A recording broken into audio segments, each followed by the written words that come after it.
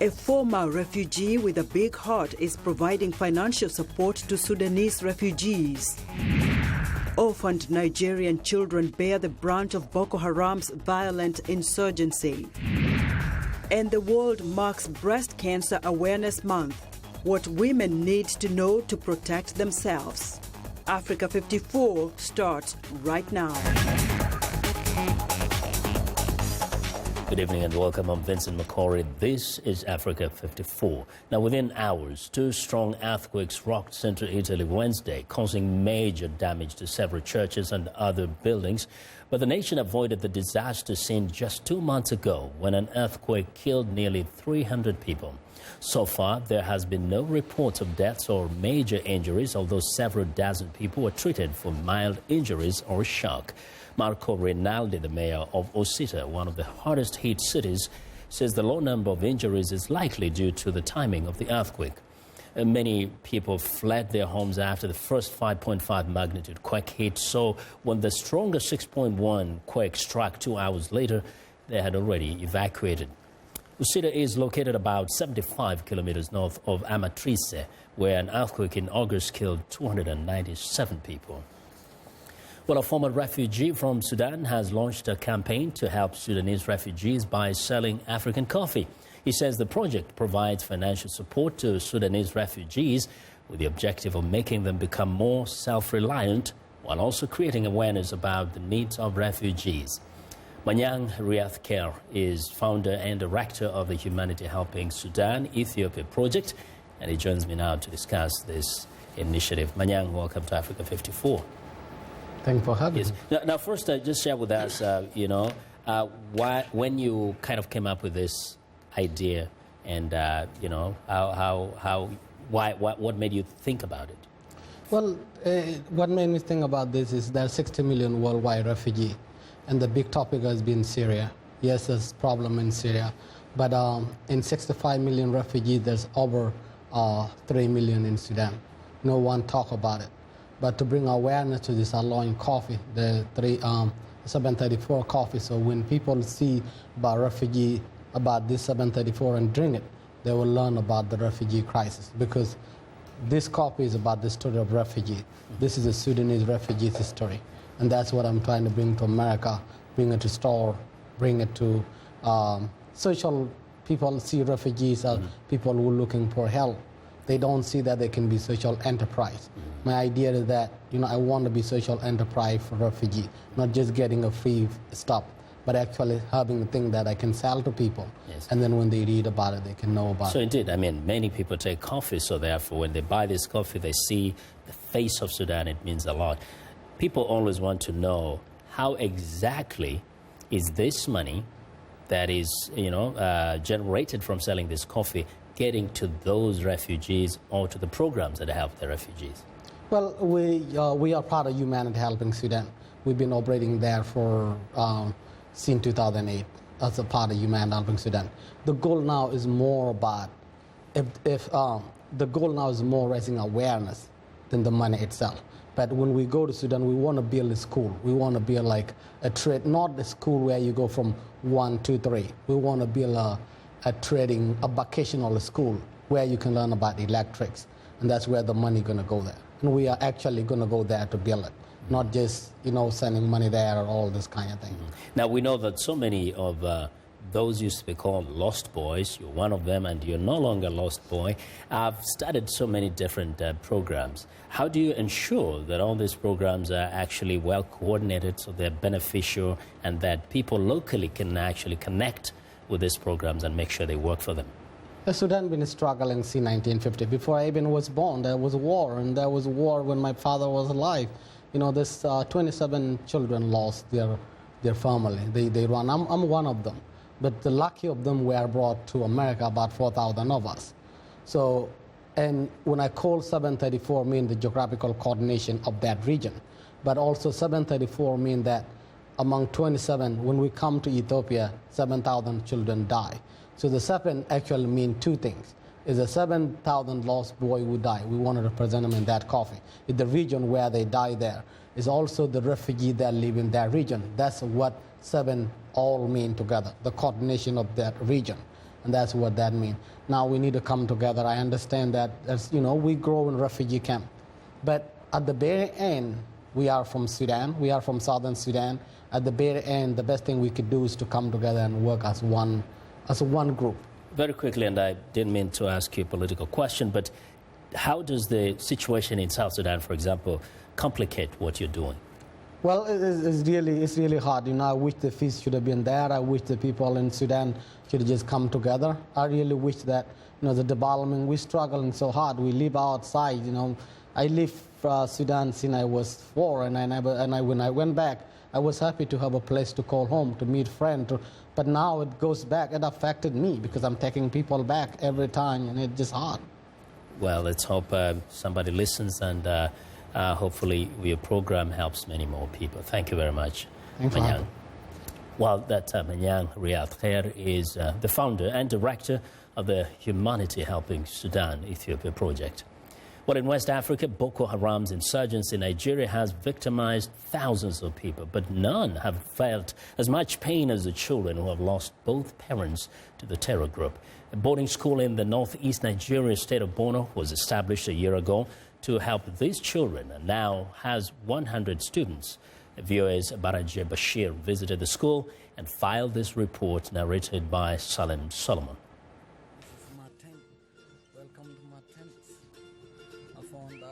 Good job. All right. The Borno Orphan Boarding School was built by the Kano and Borno state governments for one purpose: saving children who have lost everything. The 100 students here are between the ages of 5 and 8, except for one student who is 13. All of them lost their parents, killed by the Boko Haram insurgency, and were forced to flee their villages. Each child carries a heartbreaking story, but they are now living a fairly normal life. Saidu Goza had this to say about the orphanage. I have no problem with the food or the well-being of myself and other students. The officials are trying their best. I enjoy studying and living in the orphanage. The school has a big compound, a playground, dormitory, and a library that a non-government organization recently donated. Some children are already dreaming of a life beyond the orphanage.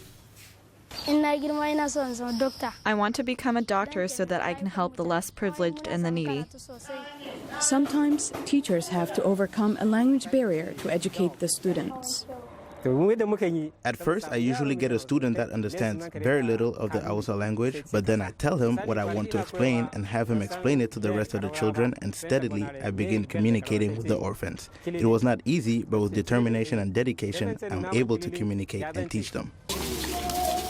Usually, after a nap time, the children queue up for their lunch.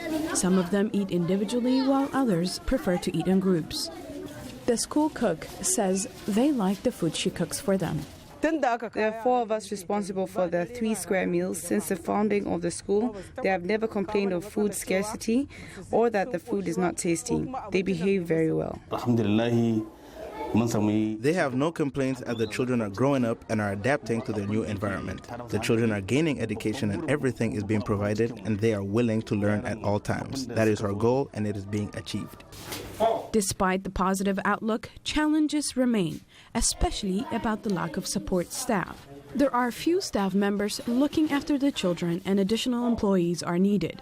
School officials hope the government will recruit more staff in the near future. Salim Solomon for Baraje Bashir, VOA News.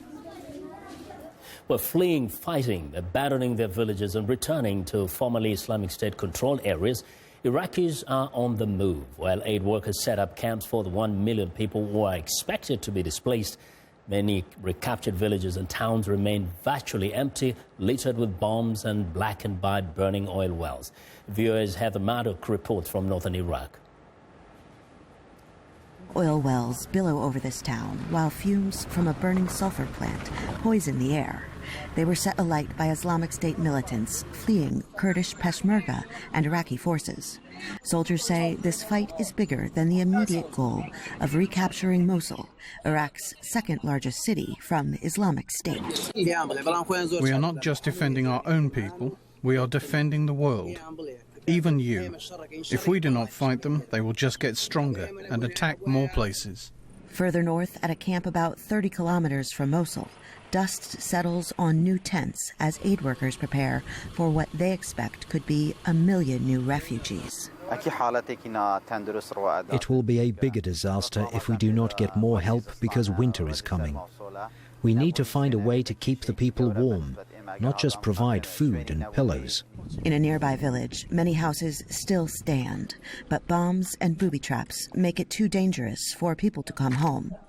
The International Organization for Migration says already more than 10,000 people have been displaced since the operation to retake Mosul began earlier this month. I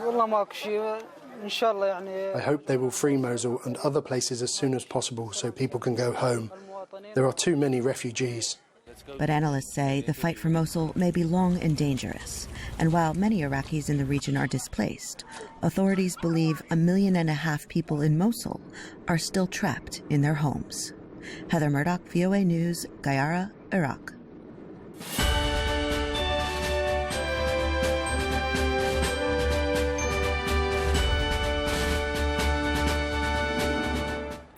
Well, the U.S. presidential candidates are scrambling to increase and secure voter support, especially in the battleground states. Democrat Hillary Clinton spent her 69th birthday in Florida on Wednesday, where her Republican rival Donald Trump also was campaigning. But Trump took a detour Wednesday to formally open his new hotel in Washington, just blocks away from the White House. VOA's Latitza Hoke reports. Protesters calling for a boycott of Trump hotels gathered outside Washington's old post office pavilion, where the Republican candidate inaugurated his new luxury hotel. The demonstration was organized by a union representing employees in his hotel in Las Vegas after he refused to negotiate with them. Inside the historic building, Trump touted the project in the nation's capital as an example of what he could achieve as president. A project like this demonstrates what is possible when a team works together for a totally common purpose. It also shows how to work with our government and to get things done. My theme today is 5 words: under budget and ahead of schedule. That's what we did. He also fought critics complaining about the time he spent off the campaign trail. I built one of the great hotels of the world. What am I supposed to do, not show up? I'm taking 1 hour off. I'm going to North Carolina right after this. Then I'm going back down to Florida. I'm going up to New Hampshire. I'm all over the place. In a last-ditch effort to catch up with Hillary Clinton in the opinion polls, Trump is addressing various groups, including dual American-Israeli citizens. My administration will stand side by side with the Jewish people and Israel's leaders to continue strengthening the bridges that connect not only Jewish Americans and Israelis, but also all Americans and Israelis. His Democratic rival is also focusing on so-called swing or battleground states. Every vote counts. Just ask my friend, former Vice President Al Gore. And Lake Worth can make the difference. Florida can make the difference. And if people get out and vote, we will have a victory on November the 8th. Clinton's daughter Chelsea campaigned for her in Ohio, where Trump maintains a lead in the polls. We have to turn Ohio blue up and down the ballot, and I know we'll do that with your support. Clinton appears to have no shortage of supporters in California, where Trump's star on the Hollywood Walk of Fame was vandalized by a sledgehammer in the pre-dawn hours Wednesday. A suspect was arrested later in the day, and the damage was quickly repaired. Latitza Hoke, VOA News, Washington. We want to know what you think about Africa 54 and the stories we covered. Join the conversation on Facebook. The address is Africa54, and check out our headlines 24/7 on voaafrica.com. Find me on Twitter at VOA Vince Makori. Coming up, the World Health Organization links air pollution to millions of premature deaths worldwide. Stay with us.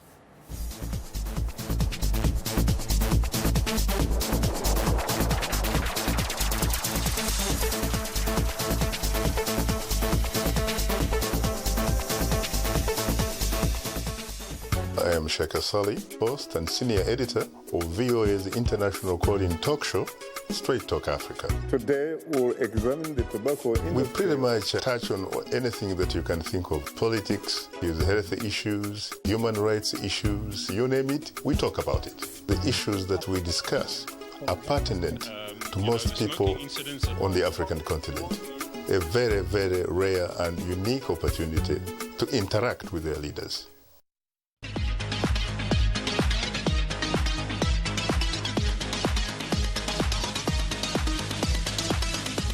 Well, it's time for our health report, and joining us now is Africa 54 health correspondent Lino Madul with the latest on breast cancer awareness in Africa. Lino. October is Breast Cancer Awareness Month, and it's being marked in countries around the world. Medical experts and activists say it is a time to help increase attention and support for the awareness, early detection and treatment, as well as palliative care of this disease. Breast cancer is by far the most common cancer in women worldwide, both in the developed and developing countries. The International Agency for Research on Cancer says there are about 1.38 million new cases and 458,000 deaths from breast cancer worldwide each year. At least 80% of people survive breast cancer in North America. However, less than 40% survive the disease in low-income countries. Joining us for more on the subject is Dr. Paul Jane Edu, Head of Clinical Services at Kasua Polyclinic in Ghana and a board member of Ghana Medical Journalism Association. Dr. Jane Edu, welcome to the show. Thank you very much. So less than 40% of women survive breast cancer in low-income countries, Absolutely. Which of course include countries in sub-Saharan Africa. Yes. Tell us about some of the reasons. Okay, so as WHO has rightly said, almost about 500,000 die from breast cancer every year, and out of this, about half are from sub-Saharan Africa and low-income countries. In Africa, one of the big things is late presentation. In fact, breast cancer is curable if it is picked up early enough, and our biggest challenge in Africa has been late presentation. This has been due to, first of all, the trust that people have in traditional healers. These are people who have gained the trust of patients, and when they have any kind of medical condition, they tend to resort to them first. Unfortunately, they end up spending so much time with them, and then by the time they present to the hospitals, it's really very late. Another issue is the religious healers. I mean, pastors, imams, traditional religious leaders have earned so much trust, and they end up also taking so much time of patients who have breast cancer. But the big one in Africa, again, is the customs. Okay. You know, we are in a very patriarchal setup, and also has a very polygamous setting. Most women with issues of affecting their sexuality and even their breasts would want to keep it quiet. And because of stigma, perhaps, at some point, right? Stigma has a lot to do with it. There's a bit of stigma. There's a bit of stigma as well with it. And so if she comes up publicly, people are going to probably think that she's done something evil and she's being punished for it. You know. Sometimes husbands also kick their wives out from the house. And so if she's competing with another woman with her husband, then she'll keep hiding it because she wouldn't want to show her deficiency to the husband or to the public, so that she's kicked out of the house. And so this poor woman will just keep to herself, and before she presents to the hospital, things are really late already. So let's look at solutions here. We've talked about husbands. How can husbands and men in general be part of the solution? In fact, one of my greatest heroes of breast cancer was this man whose wife had suffered from breast cancer, and he had been with her for over 10 years, until one day when she finally ceases breathing at home, and he brings her himself to the hospital after 10 years of taking care of the wife. And so I think men play an immense role to prolonging the lives of people battling with breast cancer. And this woman has survived almost 10 years with breast cancer because of the support she has. Very important. Yes. And what is the message that we can share with women that do not have the resources, even for prevention or screening, or when they are diagnosed with breast cancer? What is the message there? Okay, so the fact that you are diagnosed with breast cancer doesn't mean it's a death sentence. That's first of all. But even before you are diagnosed, every woman should learn how to examine her breasts. That is key, at least to pick up breast lumps, to observe if there's any bleeding from the breast, or any nipple or ulcers, discharges, you have to report early. But if you have been diagnosed, it's not the end of the world. You need to talk to your doctor to see what next is for you in terms of the treatment. And I think that's basically what every woman needs to be able to do. But solution, as you mentioned, number one, health literacy, educating our women, educating our communities on what to know about breast cancer. Again, follow-ups have been a big thing in Africa. And I think that some people have pioneered breast clinics, which is very commendable. That makes it a bit comfortable for women to come in and report their issues of breast problems.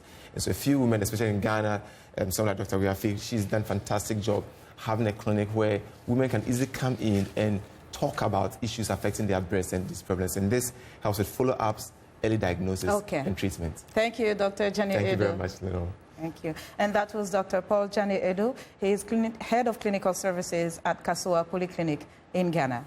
Now, the World Health Organization recently linked air pollution to millions of premature deaths worldwide. Most of the pollution comes from burning fossil fuels for electricity and transportation that has blanketed some cities with a haze. But not all air pollution is so visible. An infrared camera is being used in London to see the dirty air particles that people can't see. Here's VOA's Deborah Black. Air pollution is worse than ever in many places and can trigger serious illness, such as asthma, as well as heart and respiratory disease. Toxic fumes from cars and trucks are a major cause of air pollution worldwide. Here in London, this infrared camera detects emissions that people can't see. The camera produces a thermal image from the heat. The problem is that pollution these days is invisible largely, not like it was in the 50s and 60s. So technologies that help people to visualize these things are really going to help to get the message across. And that message also includes the dangers of carbon dioxide entering the atmosphere, primarily through the burning of fossil fuels.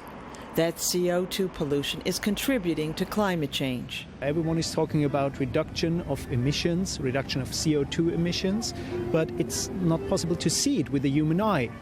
So we recognize that our technology is capable to make that visible and to help you create awareness of that so important topic. The infrared camera from FLIR Systems shows how the pollutants, including carbon dioxide, spread from the source into the air. You start with a grayscale image and you can flip through different scales, each scale enhancing different scenes and also highlighting some contrast. Since its infrared camera is very expensive, the company envisions the day when smartphones will have similar technology to help everyone avoid pollution hotspots. We know that already from our infrared sensors that are implemented in smartphones or in little attachments you can attach to the smartphones.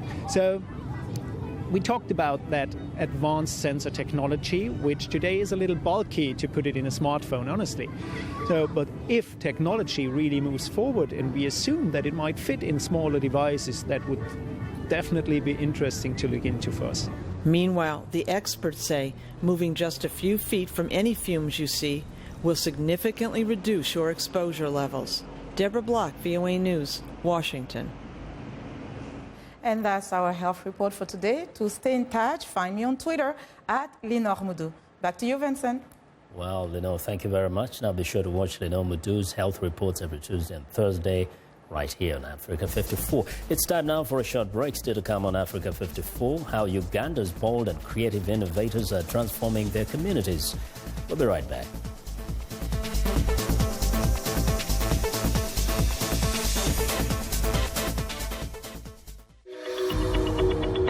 I'm Milar Sega. I'm the host of VOA's The Correspondents, a roundup of the world's top stories with analysis from our dedicated reporters. It's really a conversation the same way that you would bring a friend to your home and ask them what's going on. And our correspondents will do that and answer those questions through their own eyes. That appears a false choice in more ways than one. We can't actually put you there, but we can come pretty close. In 30 minutes, we'll show you the world.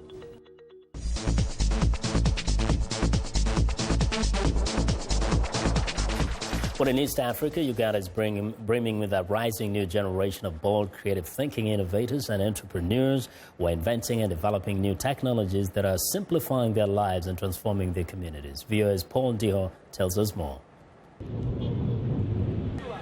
According to Uganda's Population and Census Bureau, youth unemployment in the country is at all-time high. More than 40,000 young people graduate from Ugandan universities each year. But the market can only provide about 8,000 jobs annually. Initiatives like Innovation Village, a top innovative space, gives smart young developers a platform to work, incubate new ideas, and learn how to make startups work with investment. Japheth Kawanguzi co-founded the startup nearly 4 years ago. What I do is, with the Innovation Village, to put in place a framework that can leverage the dividend out of this young population and bring out that creativity to commercialize it. It's early afternoon at Innovation Village, and the techies are typing away on laptops and smartphones, creating new technologies and applications that are driving the country's economic growth and turning Uganda into a tech hub. People come up with great ideas, and they just they die off because the support framework is not actually existing of how we can take this great idea and bring it to fruition. Innovation centers in Uganda, like Innovation Village, are helping to nurture technopreneurs to launch their startups and access markets. Japheth Kawanguzi says helping emerging entrepreneurs is something he does because he believes it will spur development. So what drives these young people? It's probably you realize that after school I don't have a job and I have to start living a life. And the question is, what options do I have? So unemployment, the difficult circumstances, put you in a situation where it becomes survival for the fittest. And since you can't find a job, you must come up with an alternative of how you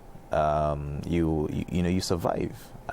So the direct alternative in this case has been entrepreneurship, has been innovation, and seeing many of them who have been rewarded, I think motivates others to also come up with their own ideas. Tech analysts say some possible IPO startups are growing in Africa.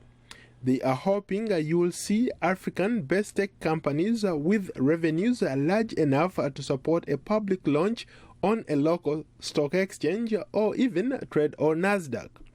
Meanwhile, the IT industry has been on a significant upswing in the past few years, driven primarily by advances in mobile phone technology, and Ugandan officials are keen to capitalize on that too. Paul Ndiho, VOA News, Washington. And that's it. Good night. So.